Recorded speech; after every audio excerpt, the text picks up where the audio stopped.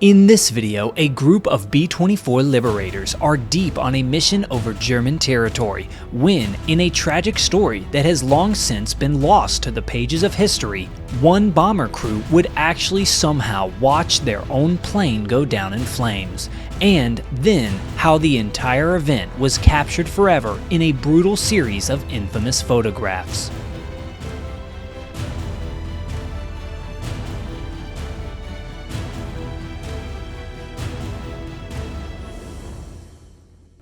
The year is 1944, and Nazi Germany is now on the defensive. With both the American and British forces pushing in from the west and the Soviets pushing from the east, things are not looking good for Hitler and his commanders. But not only are the infantry and armored units gaining ground, but there is another threat that is even more of a nuisance: the new heavy bombers.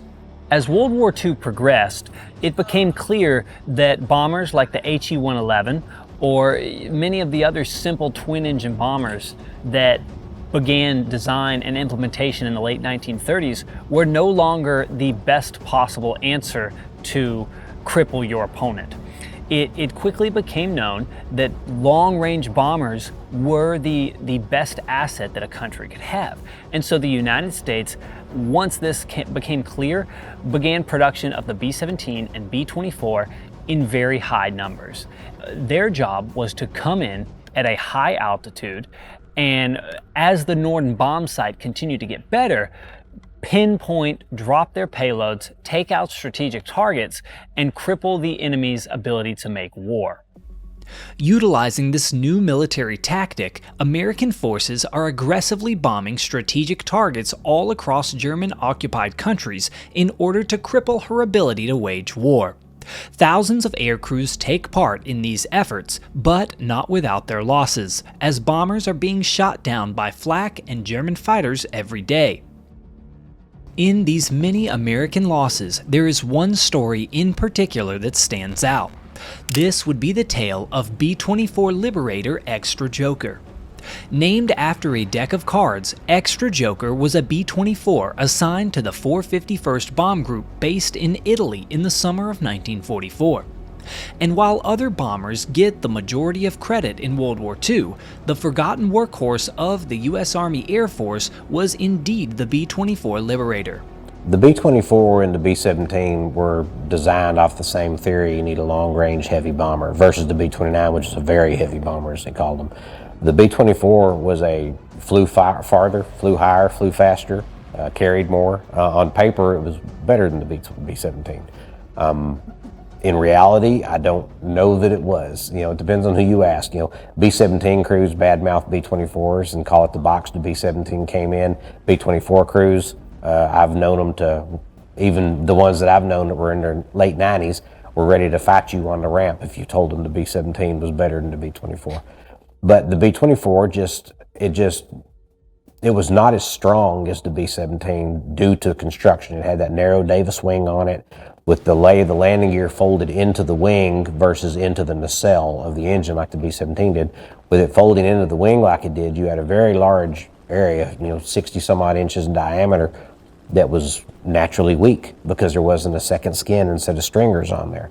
And so, the bomb bay where it was positioned, your fuel tanks were between, right on top of the bomb bay and the inboard wing panels. So fuel leaked into them. One shell through the middle of that landing gear door, or where the landing gear are stored, could tear the wing off of it. But in reality, was it any weaker than? Did you lose any more than you did B-17s? I don't know. I don't know the actual combat loss ratio. But I do know that Boeing had a much better public relations department than Consolidated did.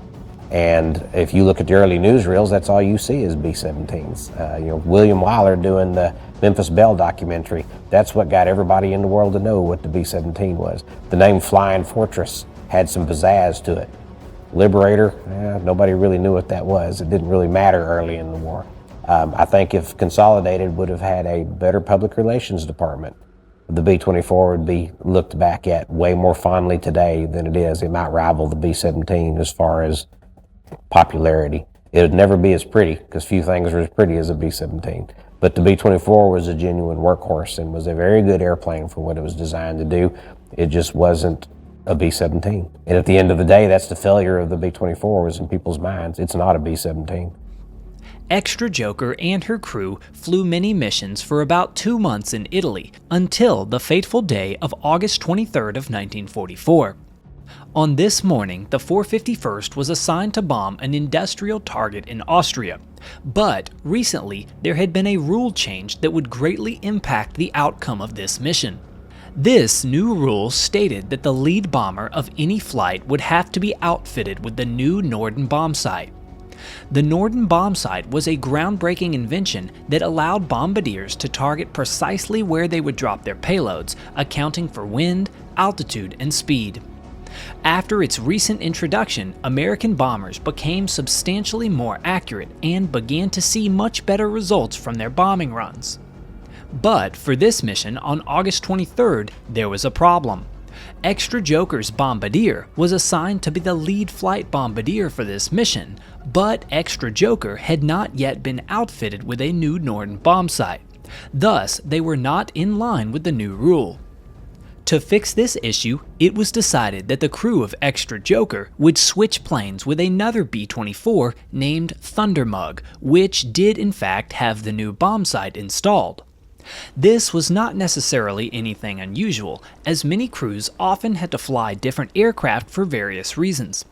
But on this mission, it would matter quite a bit. In addition to the switching crews, there was a photographer by the name of Sergeant Leo Stautzenberger, who was assigned to fly on board of Extra Joker. In reality, according to the assignments, Stautzenberger should have likely stayed on board of the assigned bomber, as he was not an official member of the crew.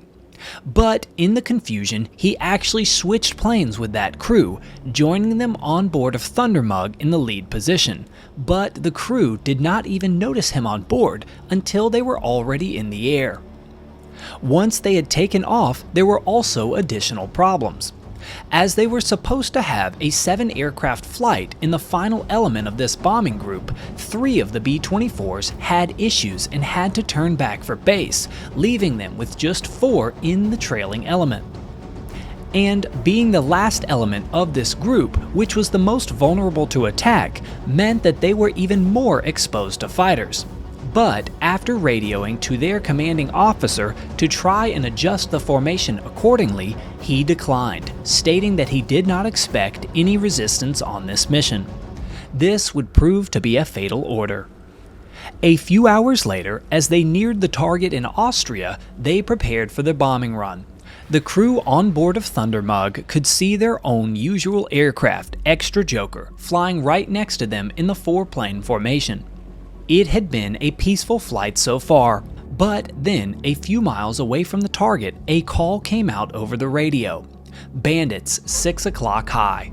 Immediately, all eyes turned to the sky behind them, where a large group of German fighters could be seen. These were Focke-Wulf 190s, a rugged fighter and a lethal bomber killer. As their American fighter escort had already been forced to turn for home, the bombers of the 451st were alone. And because this unit had a 4-plane trailing flight, this crew was especially exposed. The Germans dove in on the group of B-24s, opening up with their cannons. They immediately tore into the trailing bomber of their flight, sending it down. The men on board of Thundermug watched as no one made it out of this plane. The bandits then turned their attention to the 2 leading planes of the flight, Extra Joker and Thundermug. The tail gunner of Thundermug, normally on board of Extra Joker, was a man by the name of Tommy. He opened up and began to defend their plane. All the while that this attack was occurring, Sergeant Leo Stautzenberger was in a perfect position to capture all of the action with his camera. The Focke-Wulfs continued and came in hot again, opening fire. Their rounds tore into Extra Joker, as the other aviators in the bomber on her wing could do nothing but watch. Her left wing erupted in flame and the Liberator began to fall downwards, uncontrolled and out of formation. A few moments later she would explode. There were no parachutes sighted. The following is a recollection from Nicky Fox, the navigator of Extra Joker, who was flying on board of Thundermug for this mission. As we approached the target, I figured that we were about 5 miles off our initial point. Just about that time, we ran into some flak. We had no more time to notice it when the sky was full of enemy fighter planes. We told S2 later that there were about 75 planes in the air of alien manufacturers, and that 15 of them lined up at one time to come in at us. Tommy, the tail gunner, got the best view of the attack at no extra charge. They dove in from our rear. Being the low fight, they hit us first and the hardest. First, number 4 went down right behind us. Then number 2 was in the limelight. As this happened, the photographer on board made his way to the right waist gun window, where he could try to get some shots of the action. Nicky continues his story here. By this time, Walter, the waist gunner, was so enthused with getting some really good pictures that he may have been paying more attention to see that the photographer was getting some fabulous shots than he was to his waist gun. Through this right waist gun, he could see number 2, which was extra joker. It got hit a number of times by 22mm, and the photographer took a series of pictures showing the hits, the flames, and how they enveloped the whole plane. Then it dropped a few hundred feet off our starboard side and blew up. It looked likely that nobody could have gotten out alive. The pictures that were printed clearly showed the waist gunners and the pilot slumped over in an unlifelike position. They might have attacked others better fit for defense if we had not looked so vulnerable. The photographer, Sergeant Berg, got the Distinguished Flying Cross for the series of 13 pictures that he took. The irony was that the photographer was supposed to be in that number 2 plane, extra joker. By the time the mission was over, Thunder Mug was the only surviving plane from their 4-plane flight. Their tail gunner, Tommy, had scored 1 confirmed kill on a Focke-Wulf and another probable. When they made it back to base, the crew recommended that he get a medal in addition to that of the photographer, but it was declined by the commanding officer. According to navigator Nicky Fox, this was likely due to the fact that in order to give this medal out for his defense of their trailing flight, it would have meant that the CO would have had to make known the fact that he made a mistake and left them overly exposed. The photographs taken by Sergeant Berg became famous, especially after it was known that he was supposed to be on board of that plane. He would go on to later state, "I felt guilty, helplessly snapping a picture while the men were burning inside. It happened so fast that they didn't have much of a chance. I had photographed a picture of death with the crew burning inside." Because of the bomb site rule, this crew was luckily switched to a different plane, and the crew of Thunder Mug was tragically in the wrong place at the wrong time. This would go down as one of the most tragic and fateful stories of the B-24 in World War II. Thanks again to the Commemorative Air Force for making this video possible.